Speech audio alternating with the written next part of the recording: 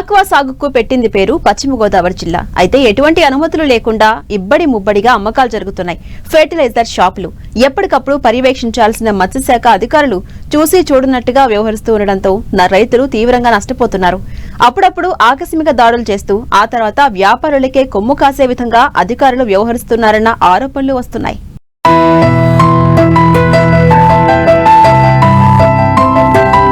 భారతదేశంలో ఆక్వా ఉత్పత్తులకు ఆంధ్రప్రదేశ్ మొదటి స్థానంలో ఉంటే అందులో పశ్చిమ గోదావరి జిల్లా ఆక్వా సాగులో ప్రత్యేక స్థానం సంపాదించుకుంది.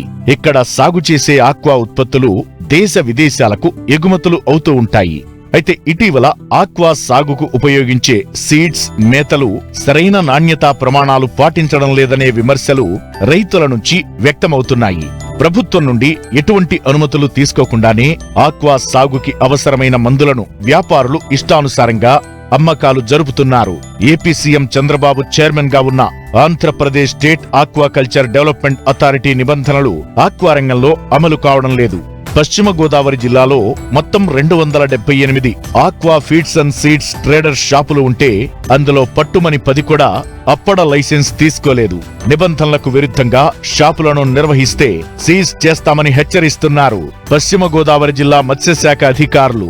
మన పశ్చిమ గోదావరి జిల్లాలో మనకు దగ్గరగా 268 aqua feed and need shops authorization కలిగి ఉన్నాయి. ఈ అప్సడా వచ్చి 2 సంవత్సరాలు అవుతుంది.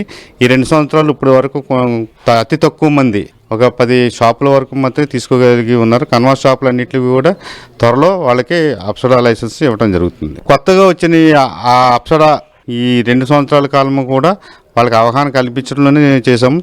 తదుపరి వాళ్ళకి కావాల్సిన డాక్యుమెంట్స్, వాళ్ళకి సమకూర్చుకోవాల్సిన డాక్యుమెంట్స్ అన్నీ కూడా సమకూర్చుకోవడంలో వాళ్ళకి కొద్ది ఇబ్బంది కలుగుతుంది. దాన్ని కూడా కొద్ది ఈ మత్స్యశాఖ పునరుద్ధరించడం జరుగుతుంది. త్వరలో వాళ్ళందరికీ లైసెన్స్ ఇవ్వడం జరుగుతుంది.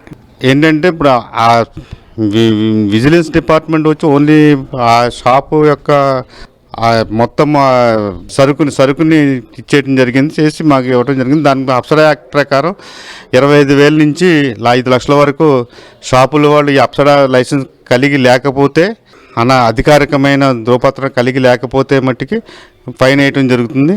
దాంట్లో మొన్న 2 షాపులు వెస్ట్ గోదావరిలో విజిలెన్స్ అండ్ ఫిషరీస్ కలిపి చేసి వాళ్ళకి చెరో 1 లక్ష రూపాయలు ఫైన్ యాడ్ చేయడం జరిగింది. అలాగే వాళ్ళకి లైసెన్స్ కూడా పునరుద్ధరించడం జరిగింది.